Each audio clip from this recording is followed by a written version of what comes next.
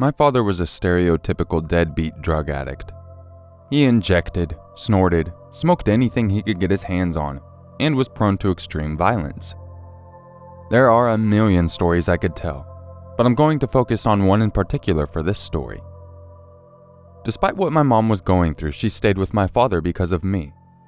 She desperately wanted to have a loving home life where I could experience the joy of having both my parents. I didn't really realize how bad things were until I got older and really thought back on the past.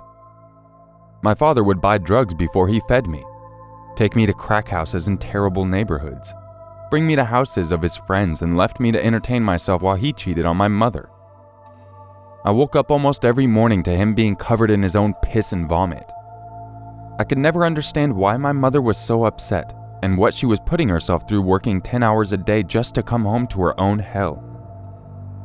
My mom's breaking point was when I found a strange white powder on my bookshelf and was playing with it one day when I was home alone.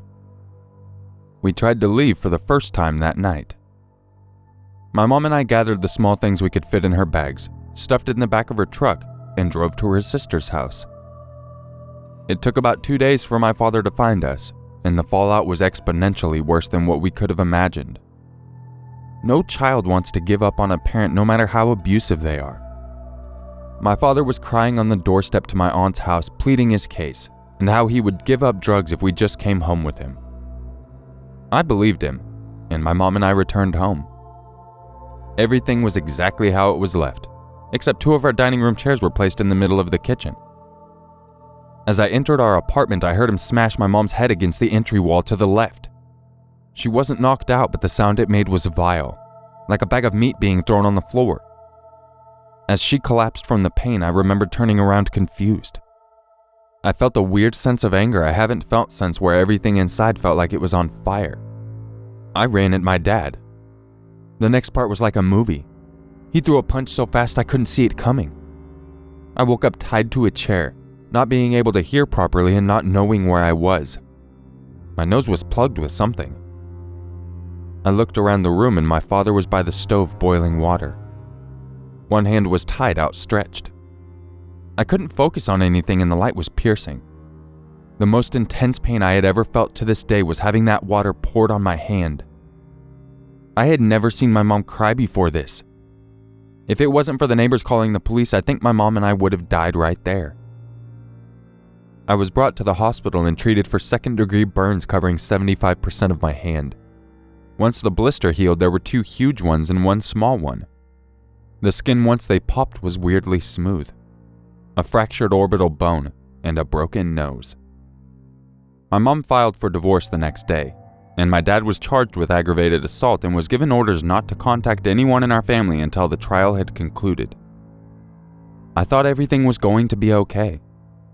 I did wish that things had played out differently, that I had a normal dad, but at least my mom and I were safe now. My mom and I found a new apartment and I spent most of my time in my room. After a month, my mom forced me to go out and ride my bike. After about 2 blocks, I saw it. That old Ford with a New York Rangers sticker on the bumper. My father loved the Rangers. I biked full speed into a large park directly in front of me. The exits were too small for a truck to fit in. I watched as my father circled the park in his car. If I crossed it, he would be waiting on me there. I went to the left and tried to double back to the path that ran beside the one I entered from, using the houses surrounding the park as cover. I didn't scream for help. I had no thoughts besides, "Run, run, run." He pulled up at the end of the exit and said something like, "I'm your father. I just want you to come home with me." Everything he said was slurred and almost incoherent.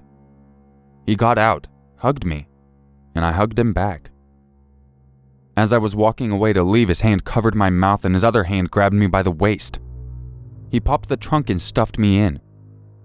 The darkness engulfed me. The only sounds were that of the radio set to the police station. I could hear them faintly over the casual sounds of the radio and the car's moving parts.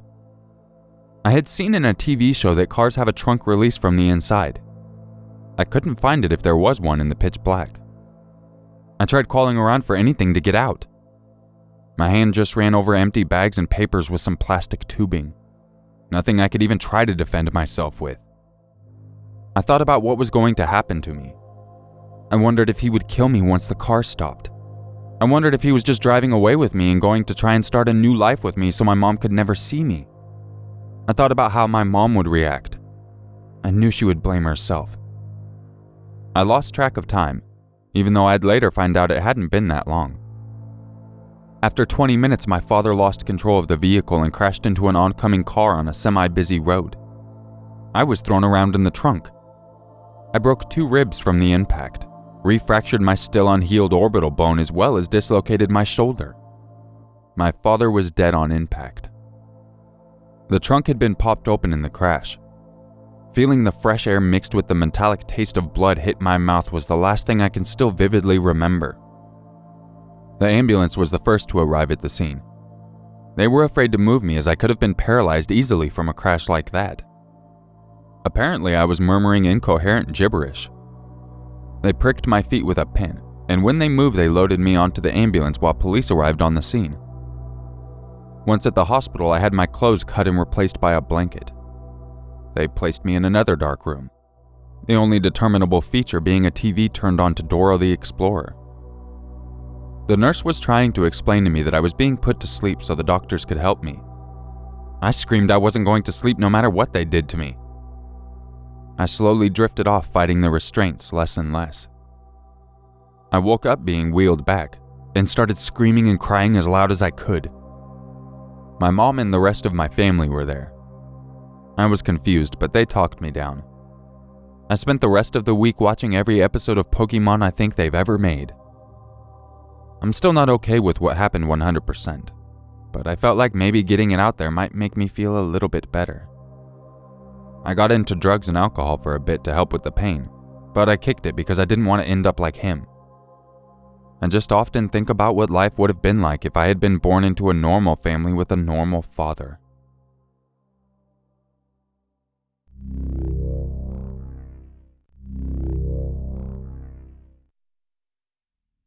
This happened last year, around September. I was given a job at my campus's main dining hall.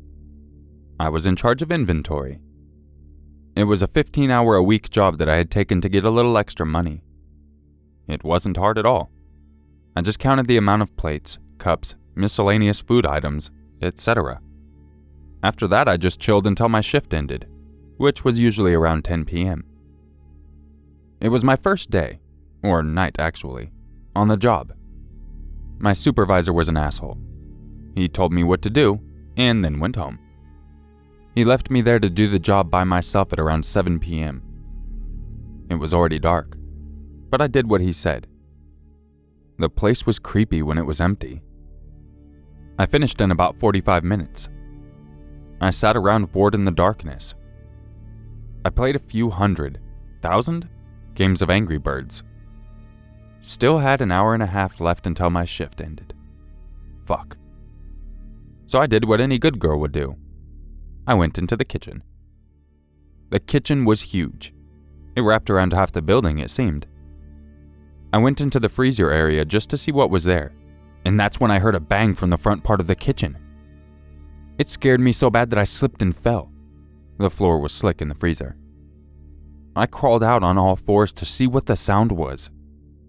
When I looked, I didn't see anything but a silent figure darting back and forth in the darkness. I immediately flipped my shit, because the dark figure was bounding toward me. It grew larger and larger until I jumped up and turned on the lights. I was immediately staring into a pair of eyes. It was Roger, one of the cleaning staff members. My supervisor had mentioned cleaning staff came in later, but Roger was about 4 hours early. But I knew Roger. We were both juniors at the time, and I had a few classes with him. He was a sweetheart, but I think he wasn't all there. He just seemed off, but he always said hello to me, and I to him. But I remember asking him rather brashly, "What the fuck are you doing here?" And he just smiled, laughed, and shrugged.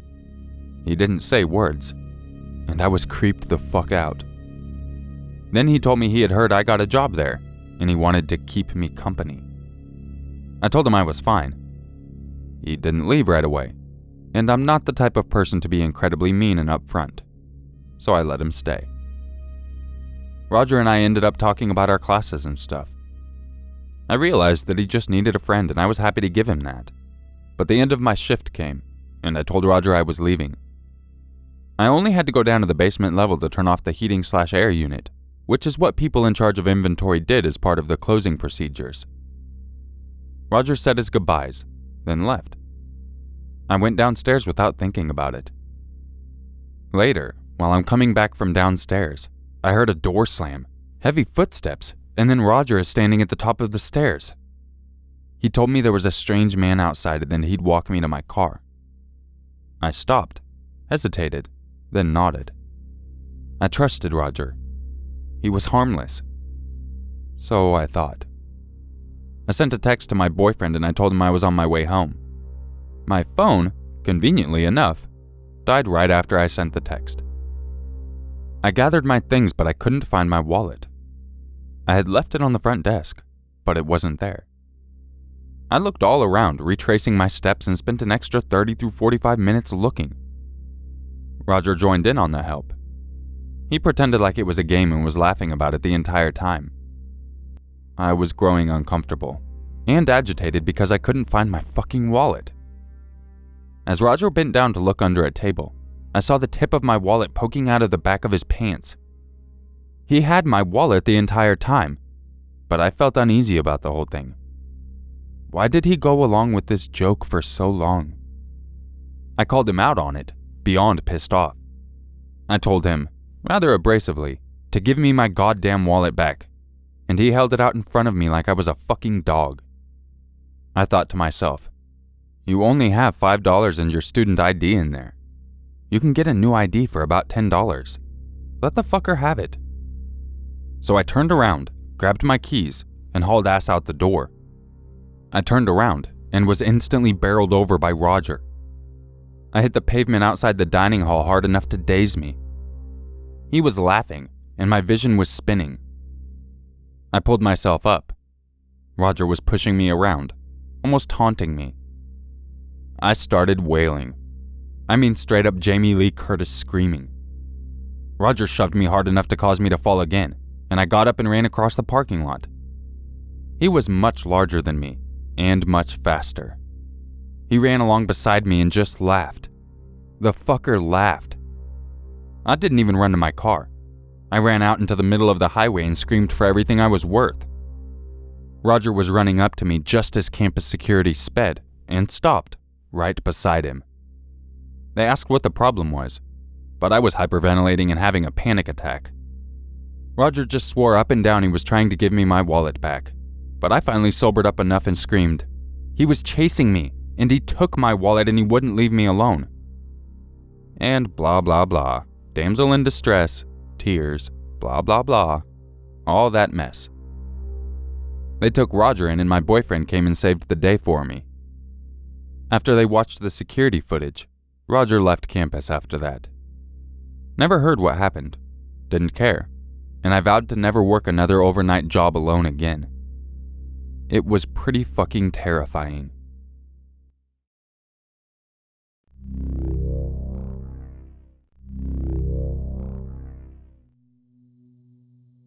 To start this off, I'm a 16-year-old female. I was visiting my mom's apartment for the weekend with my sister. We go there every weekend or every other weekend to see her. We arrived at about 10 in the morning and brought in our pillows and movies from Grandma's car. We get inside and chill there for a couple of hours watching TV before my sister says she's hungry. My mom said, "Okay, what do you want?" "Pizza." I said I was okay with having pizza, and Mom said she would have to run to Kroger's, which is less than a mile away. She said she would also get some movies from the Red Box. My sister then asked if she could go with my mom to Kroger's. My mom said she could and asked if I would be okay in the apartment by myself. I said I would because I knew I would. "I'll be gone 20 minutes tops," my mom said. She didn't like leaving me alone, but she thought it would be okay, as she told me later. My mom's apartment is kind of in a crappy place, where sex trafficking people have been spotted, drug dealers and thieves and stuff. but I was on the 3rd floor of one of many surrounding apartment buildings, with tons of neighbors. I would be fine. Okay, lock the door, and you know not to open unless it's me. They left soon after, and I was sitting on the couch on my phone with Jerry Springer playing in the background. It was about 10 minutes after they left when I heard the doorknob jiggle. I looked up, not feeling scared right away, but also feeling a bit wary. I should mention that I carry a pocket knife everywhere with me, and the blade is about 3 to 4 inches long. It was sitting on the coffee table in front of me when I got up to go to the door. I'm only 5'3" and I knew not to open the door, so I grabbed a chair and stood up on it to look through the peephole. That's when I shit my pants. On the other side was some Mexican guy, just standing there trying to open the door. Of course, being how I am, I tried to laugh myself out of being afraid because I had no reason to think he was going to do something to me. Maybe he just had the wrong room. I'd never seen him before, and I don't know everyone in the building personally, but I'd seen them all at least once, and he wasn't one of them. Hey man, I think you got the wrong room. He froze, his eyes glued to the door handle, and then at the peephole. He probably could tell exactly where I was when I spoke. I swear we made eye contact, and the whites of his eyes were so yellow I thought he had jaundice. Then all of a sudden he started ramming his shoulder into the door, like full-on shoulder ramming like in football. I jumped off the chair and grabbed my phone and knife and ran into a room with a window and locked the door.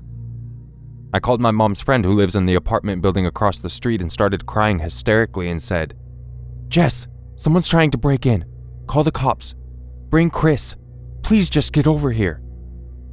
She didn't even hesitate. "Oh God, I'm coming." Within seconds of hanging up, I call my mom. The guy is still hitting the door and he's yelling in frustration now. My mom picks up after a few rings and I tell her what I told my friend, and that she was coming with Chris and she needed to get here quick. All she said was, "I'm coming." By the time I saw Jess make her way down 2 flights of stairs and across the road with her boyfriend, my mom was flying down the road and was there within mere seconds of me calling. They all raced inside and I heard everyone yelling in the hallway. I unlock the door and peek outside of the apartment to see Chris holding the guy against the wall, while my mom hugs me and Jess is screaming at him. Long story shorter, the police arrived and took my statement, and the man first denied it by saying, "I thought it was my room." But then he ended up confessing that he wanted to see me and talk to me because he thought I was pretty. The police officers had him in handcuffs and ran a background check on him, and what came back wasn't surprising. He had a warrant for an assault charge on a woman, and had been arrested for child molestation and kidnapping. Yeah, we didn't sleep that night.